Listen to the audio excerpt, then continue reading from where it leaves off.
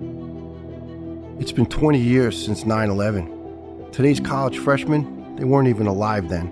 And with our busy lives and the relentless 24-hour news cycle, we're in danger of letting 9/11 fade away from our cultural memory. We won't let this happen.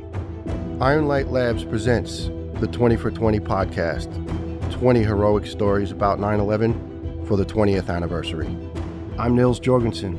I was a New York City firefighter for almost 22 years until I contracted the rarest form of leukemia from cleaning up Ground Zero and was forced to retire from the job I loved. I'm lucky to be alive. Many of my best friends aren't. But this isn't about me. It's about the heroes of 9/11 and its aftermath, who forged good out of evil. Love amidst the taking of 2,977 innocent lives, and about an equal number who've died since then from 9/11 related illnesses. Today's story, episode 3 of 20.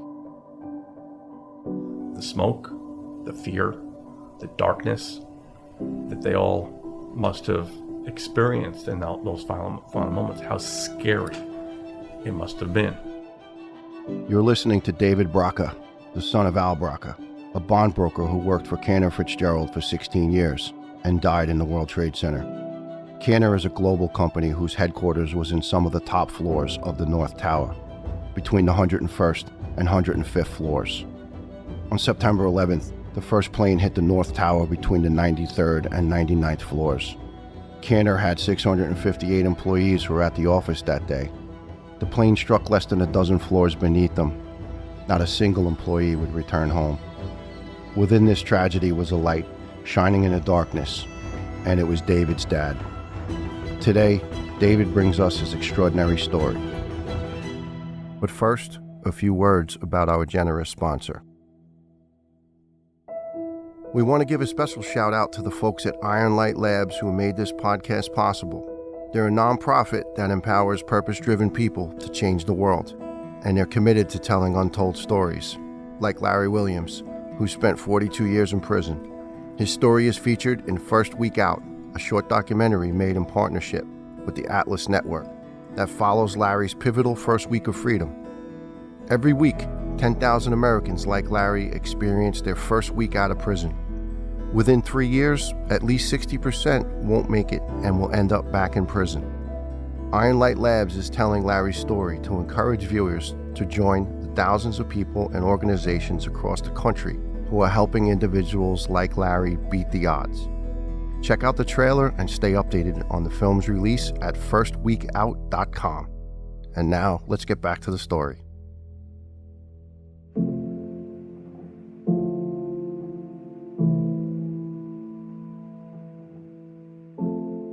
Before 9/11, Al and his wife had become reinvigorated in their faith as they saw their daughter miraculously healed of a rare blood disease.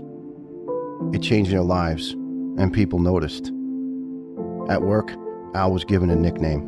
He was known as the Rev, which on one hand was a sign of respect, and on the other hand, well... That type of an environment, particularly back then, was friendly cutthroat, where just like you were if you were in a neighborhood and you're hanging out with your buddies and you are mocking each other for whatever reason, like kids do, and even adults do with your friends. That was that type of environment. You're with these guys all day, from 8 o'clock in the morning until 5 o'clock, 6 o'clock in the afternoon, and then sometimes you're entertaining. And so there is this bonding that has happened. But if there is a weakness, people try to exploit that weakness. Certainly saying I'm a Christian is going to be, in their mind, a weakness. And I remember those certainly conversations at the dinner table where they said, "Hey Al, we're going to take customers out at so-and-so place," and the restaurant was a go-go bar. And he says, "Guys, I'm not going in here." At that time, and you're talking about the 80s, right, and early 90s, where clients wanted cocaine. Well, Gordon Gekko days, right? Yeah. I mean, that was prostitutes. Yeah. They wanted to go to go-go bars. It was all part of the entertainment. Yeah. My fellow said, I don't want of it.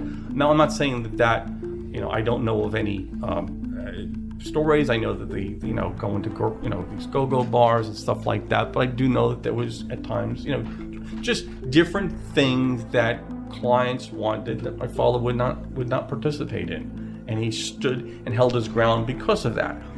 There were times when they would joke around and put a Playboy book on his desk. He would go to, use the restroom or go get lunch and come back, and there would be an open centerfold there, and they would bust his chops on that. At times they would, maybe even he would make decisions in trades, and they would shove Christianity back in his, face. Oh, if you're supposed to be Christian, why you're acting this way? Why are you doing that? That sort of thing, to try to goad him. And I think that he, again, held his ground. Now, there are often times when these men needed prayer, when things were happening in their own lives, they would quietly go to my dad, hey, can I talk to you about something? And he would very, quietly, confidentially, talk to them and pray with them and share in a conversational way about, the gospel and about, Christ and what that meant for him. In 1993, terrorists tried to take down the World Trade Center for the first time. And on that day, Al helped lead his co-workers to safety. While ushering them down the stairs, several people reportedly asked him, Al, you praying? Al, you praying? And Al responded, yeah, I got you covered. And he would have them covered again on September 11th, 2001. But before we get there, Al's son David would see his father one final time. He died at Tuesday. Monday before, they had just moved from a house about a mile from here to another section of Middletown called Leonardo, and they were downsizing. I remember he was just upset, a little bit. He was just having a bad day. I says, Pop, what's the matter? How come? Why are you so upset? Work's getting to me. I'm in my early 50s. I don't know how much longer I have here. This is a young man's game, so to speak. And I was there to help him move some furniture. Again, they had just moved in. So I put my arms around him and go, Dad, God's given you everything you wanted, right? You moved. You wanted to downsize. You wanted to have less of a mortgage. You wanted less burden. Be able to, pay off some bills, all this other stuff.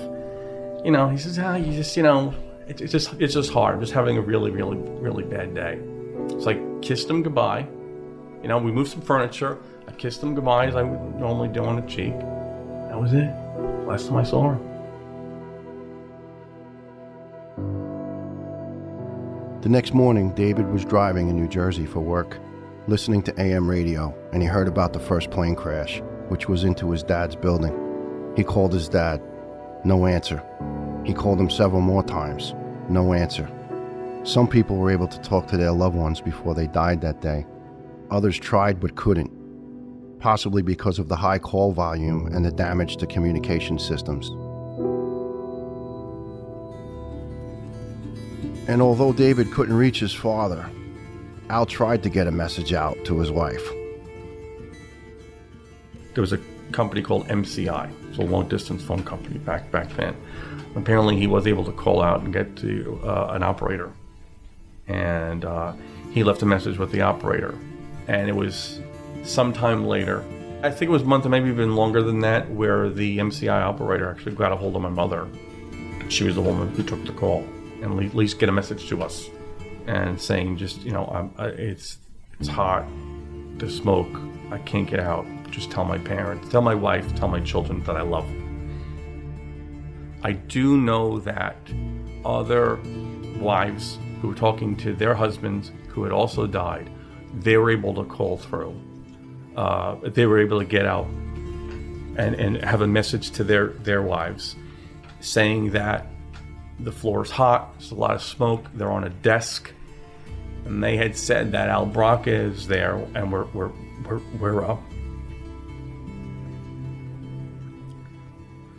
praying, we're saying the Lord's Prayer. I will always remember that. And how many people, I don't know. I mean, everybody has their own count. How many people were there, I don't know, and I don't want to, cheapen the story by exaggerating, because I just don't know, because you hear different versions of it. There was written accounts that there could have been up to 50 people there with him as he was... Yeah, I heard that, and again, the story is, he jumps on the table and says, I'm going to see Jesus, who's coming with me. And I don't know if that's, I would love to know that happened, but I don't want to, the fact that all of these poor people, who all made that decision. The decision to pray with Al into their deaths, and the decision of some to become Christians in their final moments. That should be celebrated, not necessarily what my dad said. I think all of them made that decision, and I think and for my dad to be part of it, that's awesome too. David's being humble about his dad's story. These accounts that you're hearing about are all because some Cantor employees were able to get through to their spouses on the phone and relay this story. And although there are varying numbers of how many people were there, the overall story is the same. With Al's help, many families know that their loved ones didn't die in despair, but with the promise of eternal life. Whether you're of faith or not, this was comforting to those families that were in desperate need of closure. Just a week after the attack, David's family also sought closure. This next scene was a remarkable moment. David went to the city hoping that the police or FEMA had identified his father's body. A rep from FEMA, the Red Cross, and a chaplain escorted David into another room. The FEMA rep had a walkie-talkie, and he asked David to describe his father. David said, gray hair, 5'10", 200 some odd pounds.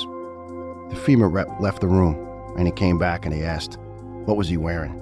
I said, I don't know. I said, I'm assuming a polo shirt, khakis. Remember, it was warm out. September was still, still summer, if you will. I said, I'm assuming that. Business casual. Okay. He leaves. He comes back out again. He says, was he, any scars? David explained to the FEMA rep that his father had shattered his elbow pulling weeds, and he had a big scar from reconstructive surgery. The FEMA rep said, okay. He left, and then he came back and he asked, any jewelry? I guess a watch, bracelet, a ring. He says, on the ring, who's Al B and JB? I go, Al Braca, Gene Braca. He leaves, he comes back again, he goes, we have a positive identification, your father, he's at the morgue. This is exactly 1 week later. Imagine that. And he was more or less identifiable. He was fully intact. Obviously, from my understanding, the body was swollen because of the water, because of the force of falling. But clearly, at that moment, very little bodies were found 1 week later. Very few. Al's body was one of 293 bodies that were found intact. It's amazing that any bodies were found intact at all. Many people were burned alive, many others were crushed. Imagine the force of a skyscraper falling down all around you. It's miraculous that the body of a man was found intact who was above the crash site at the time of the collision. Maybe it was a freak happenstance of chance, or maybe not. But part of me keeps going back to his nickname, the Rev, which by the way is an interesting backstory that would bring some more comfort to Al's wife after his death. Al was given the nickname by a coworker named Rick, who on September 11th didn't go into the office that day. And this poor man would have to attend all of these memorial services with that burden that he was one of the survivors. And I remember this because I was standing next to my mother and we had just gone to a memorial service. And I don't remember if it was my father's memorial service or if it was, another one of my father's colleagues. But Rick went up to my mother and says, Mrs. Braca, my name is Rick Berman. I had the honor and privilege and pleasure of working with your husband for all of those years. And I was the one that gave him that name, of the Rev, and knowing that I said it out of affection and love for your husband, and he, and I will cherish my relationship with him forever. Something to that effect, and I'm paraphrasing because it was 20 years ago, but that was basically the gist. So this poor man had to go through life knowing that he had survived, but was able to connect with my mother in a way that I was just a beautiful, beautiful couple. If it was a minute, 2 minutes, but it was that beautiful scene of them two. My mother hugged him and kissed him and says, "I know, Rick, I love you," and that was it. The amount of love and support David's family got from their community was remarkable. David says Middletown, New Jersey needs to be honored and remembered for that. Their town lost 37 lives, the most deaths per capita for a town who lost victims to the 9/11 attacks. But despite this tragedy, Middletown, New Jersey put their better halves on full display, showing how in solidarity, Americans can unite and make a meaningful difference. The days and weeks after, the town just rallied around our family. Someone was always there. You were the police for weeks, months later. I don't know how many, it was a while. They would just bring, send over every once in a while a cop car, just check in on all the widows. You guys okay? Is there anything you need? Imagine that. Is that amazing? It is beautiful. Is that amazing? Yes. And even beyond that, all of these groups, people were sending blankets and stuffed animals and care packages. The local businesses, Talercio and Dearborn and some of the other restaurants in the area would send food to my mother's house. That's beautiful. Just to, just because they felt that they wanted to do something, they wanted to, help out in any way. I mean, that's just remarkable to do that.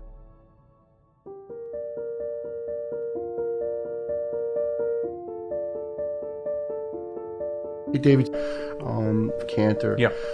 They lost 658 workers, which was more or less 2/3 of the workforce folks that were killed there. We've read and researched that Cantor did the best they could to take care of the families after. Without a doubt, I think that the president and CEO of the company, Howard, he was interviewed a lot, and I think it took personally. He lost his brother on 9/11, and he took it personally, and he vowed to take care of these families, and he did. And I was just recently reading an article about it. This was a couple of years ago, that he even hired a lot of the kids. Yes, I think 57. 50 something, right? Yeah, that's beautiful. And which is great. I think I think it was a testament to how personally he took it, and he made a commitment, to the families. True to his word. True to his word. I think that Mr. Luckman did exactly what he said he was going to do, and I think that we should be, certainly grateful for that, because he didn't really have to.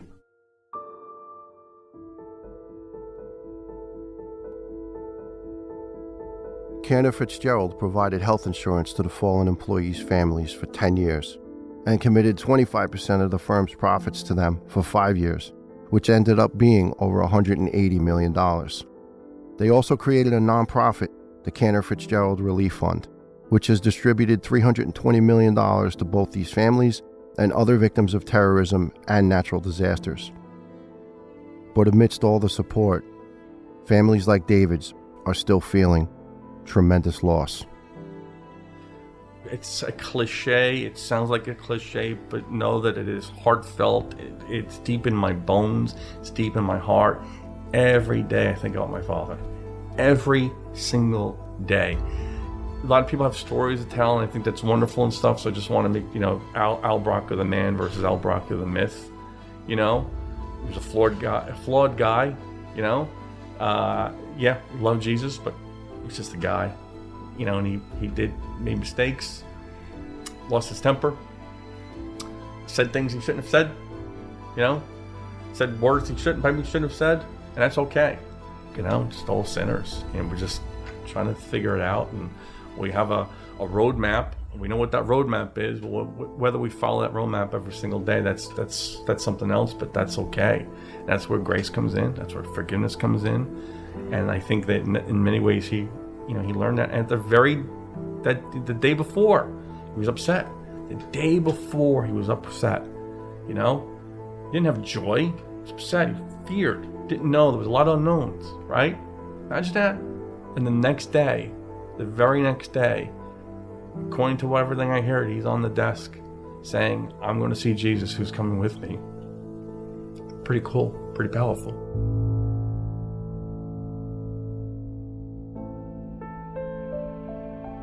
To learn more, please go to 20for20podcast.com. And before we close, a special message from a very dear friend of mine. Hi, this is actor Robert John Burke. I've been fortunate to be a part of projects like Tombstone, Law & Order Special Victims Unit, Gossip Girl, Rescue Me. But I've been even more fortunate to become friends with incredible first responders like your host, Nils Jorgensen. Folks who are willing to sacrifice every single one of their tomorrows so that we can have our today, as Nils so powerfully says. I lost a lot of my friends on 9/11, including my best friend, and I felt like I had to pick up the flag for them. So I became a volunteer firefighter, and I have been ever since. It's why I'm so grateful you're listening to the 20 for 20 podcast. I hope you'll subscribe, rate, and review it, and share it with 5 friends because these stories are so important. Thanks for listening.